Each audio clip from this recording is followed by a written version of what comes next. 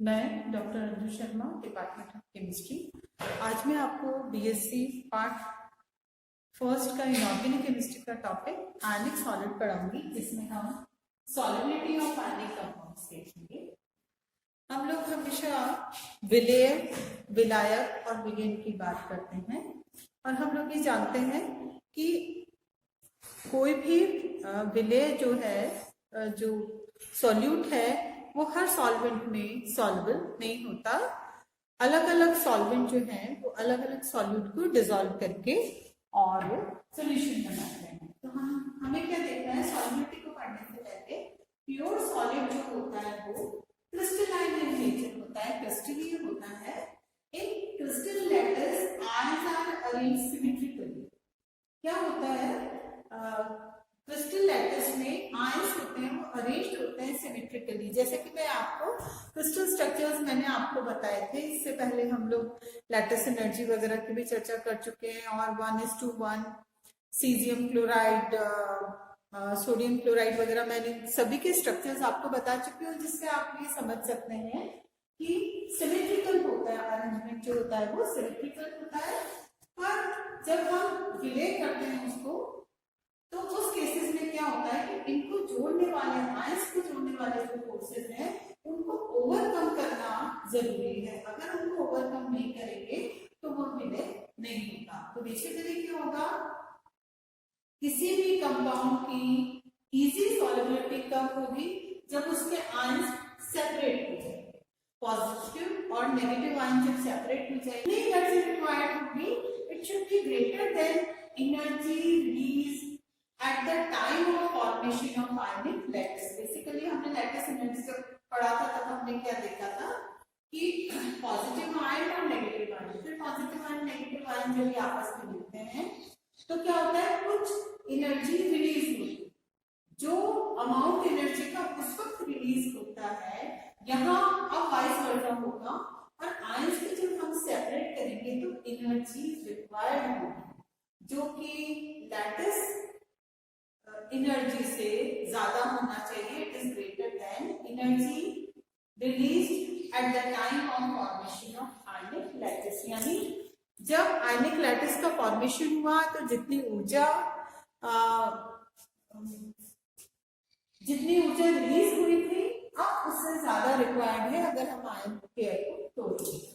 So energy of formation is proportional to 1 of lattice energy and solubility is proportional to hydration energy। अब हम देखेंगे विलेयता को कौन कौन से फैक्टर्स जो है वो प्रभावित करते हैं। सबसे पहले है नेचर ऑफ सॉल्वेंट। जैसे कि मोटे तौर पे हम लोग ये जानते हैं कि पोलर कंपाउंड्स है, इनऑर्गेनिक कंपाउंड्स जो है वो इनऑर्गेनिक सॉल्वेंट्स या पोलर सॉल्वेंट्स में ही सॉल्युबल होते हैं, और वाइस वर्सा ऑर्गेनिक कंपाउंड्स के केस में भी होता है। तो पहला यानी nature of solvent important role play करता है।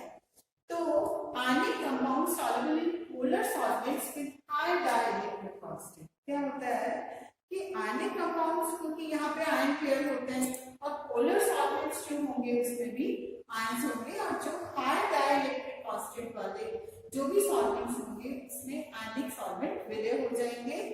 And these vehicles attractive forces in ionic crystal. Ionic crystal में अट्रैक्टिव फोर्सेस को ये दुर्बल बनाता है हाई डाइइलेक्ट्रिक कांस्टेंट वाले पोलर सॉल्वेंट्स। तो बेसिकली हम किस तरह से निकाल सकते हैं, देखिए इस इक्वेशन में E जो है आपका फोर्स ऑफ अट्रैक्शन है। These two terms, these are charge, 4 pi है, R जो है it is distance between both the ions, positive और negative ion, and this is dielectric constant। अब हम ये देखेंगे कि यहाँ पर ये इनवर्सली प्रोपोर्शनल है, जिसका मतलब ये है कि डाइइलेक्ट्रिक कांस्टेंट अगर इंक्रीज होगा, अगर डाइइलेक्ट्रिक कांस्टेंट इंक्रीज होगा तो सॉल्युबिलिटी भी इंक्रीज होगी। या फिर dielectric constant of water is high, it is 78.5, so it dissolve ionic compounds. यहाँ पर हमने देखा कि हाई डाइइलेक्ट्रिक कांस्टेंट्स अगर होंगे तो आयनिक कंपाउंड कंपाउंड्स उसमें डिसॉल्व हो जाएंगे। तो वाटर का डाइलेक्ट्रिक कांस्टेंट होता है 78.5, तो ये आयनिक कंपाउंड्स को डिसॉल्व कर लेता है। पर अगर केवल डाइलेक्ट्रिक कांस्टेंट ही क्राइटेरिया होता, so water is good solvent for ionic compound. पर आयनिक कंपाउंड को डिसॉल्व करने के लिए अगर डाइलेक्ट्रिक कांस्टेंट ही क्राइटेरिया होता, तो H2O2 को बेटर सॉल्वेंट होना चाहिए था, क्योंकि उसका डाइलेक्ट्रिक कांस्टेंट 92 होता है, which is more than water. पर होता क्या है, eight normal temperature it decomposes. H2O2 not used as solvent because it is oxidizing agent. ये खुद ऑक्सीडाइजिंग एजेंट है, तो नॉर्मल टेम्परेचर पर क्या होता है, H2O2 से H2O और ऑक्सीजन यहाँ पर अलग हो जाता है, तो खुद ऑक्सीडाइजिंग एजेंट है।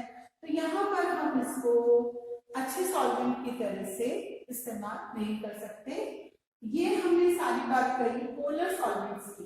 अब हम नॉन पोलर सॉल्वेंट की बात करें। नॉन पोलर अध्रुवीय विलायक की बात अगर हम करेंगे तो हम एग्जाम्पल देखेंगे बेंजीन, ईथर, CCl4। क्या होगा, this will not form solvent hybrid with ions. Ions के साथ में ये सॉल्वेंट हाइब्रिड का फॉर्मेशन नहीं करते, और जब ये सॉल्वेंट हाइब्रिड का फॉर्मेशन नहीं करते, so ionic compounds are insoluble in these solvents.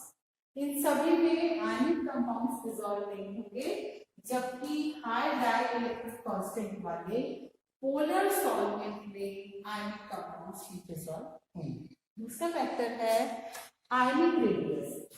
Ionic radius की जब हम बात करते हैं तो यहाँ पर देखिए lattice energy it is proportional to 1/r plus plus r minus, और यहाँ पर सॉल्वेशन एनर्जी जो है विलायकन ऊर्जा it is also proportional to 1/r plus r minus, या हम कह सकते हैं कि ये दोनों इनवर्सली प्रोपोर्शनल है। तो इसका मतलब क्या होगा, as ionic radius increases both S and U decreases, यानी सॉल्वेशन एनर्जी और लैटिस एनर्जी दोनों का मान कम हो जाएगा अगर रेडियस अधिक होगा।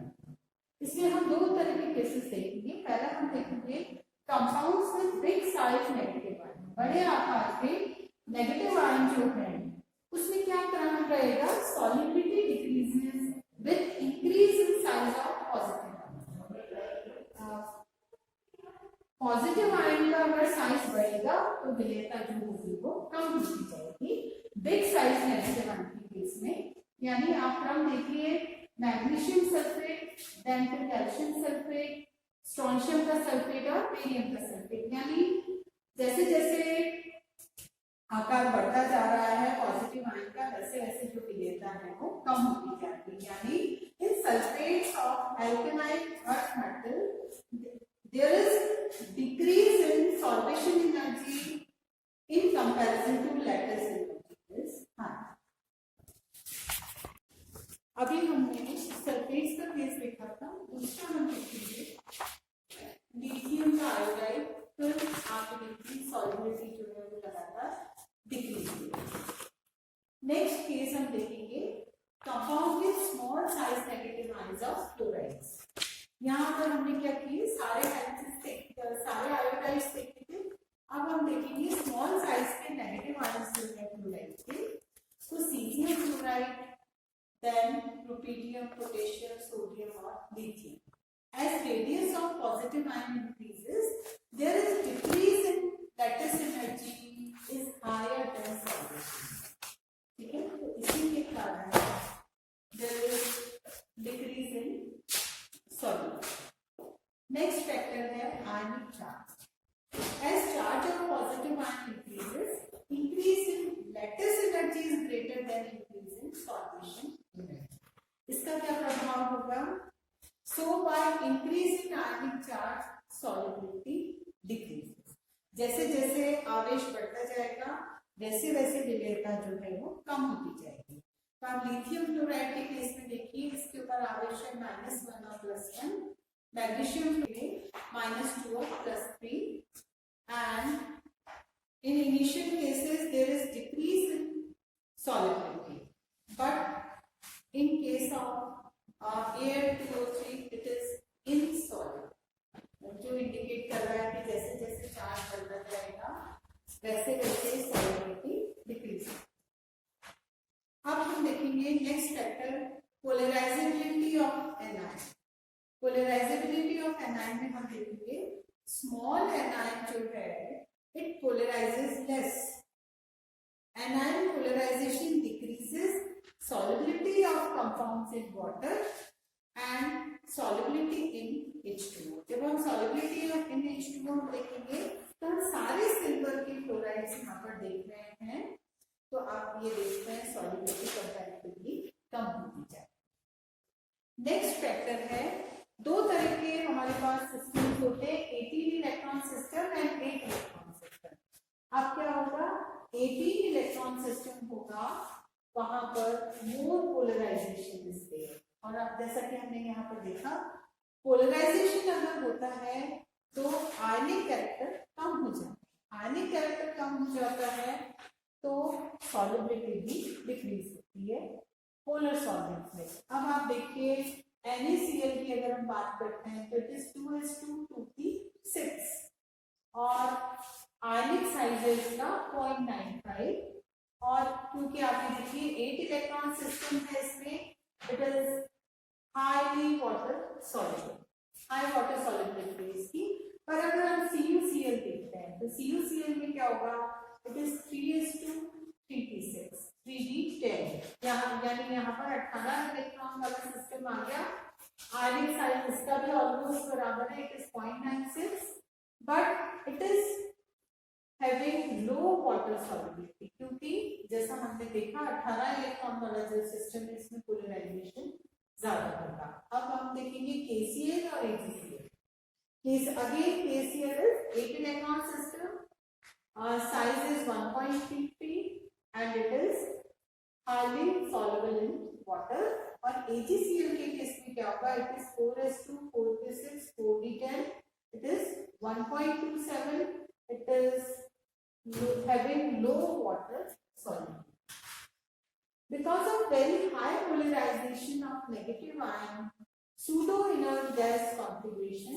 उसका एग्जांपल आप क्या देखेंगे, AgCl, PbCl2, AgCl2, these are less soluble in water। और आप देखेंगे inert gas configuration अगर है पॉजिटिव आयन का तो alkaline अर्थ मेटल की जो हैलाइड्स हैं these are more soluble in water। यहाँ पर क्यों ये less soluble क्यों होंगे, because these are pseudo inert, because these are having pseudo inert gas configuration।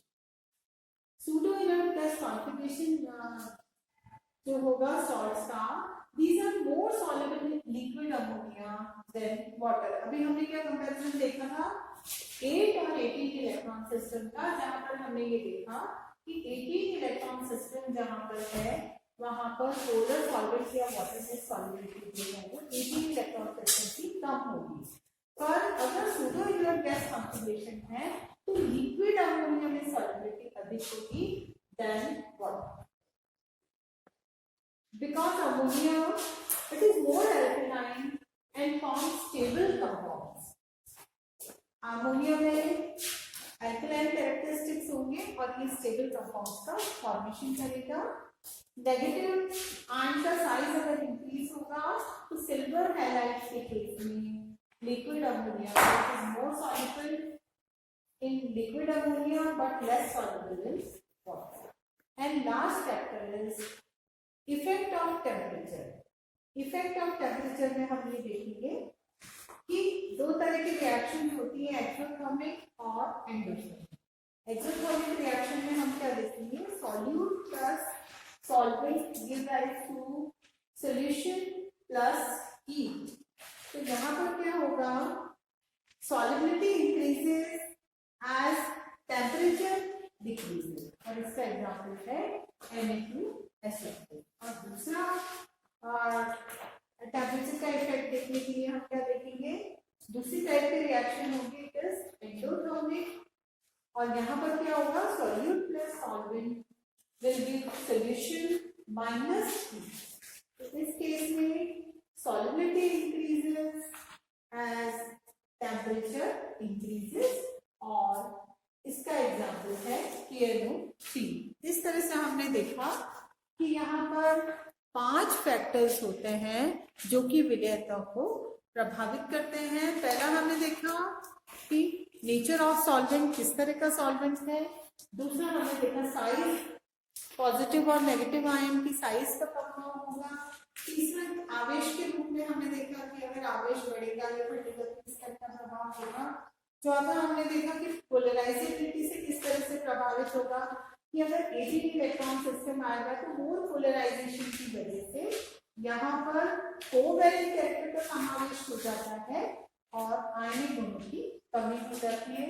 और लास्ट फैक्टर है इफेक्ट ऑफ टेम्परेचर। तो एक्सोथर्मिक और एंडोथर्मिक रिएक्शंस में विलयता किस तरह प्रभावित होती है, ये मैंने आपको बताया। Thank you.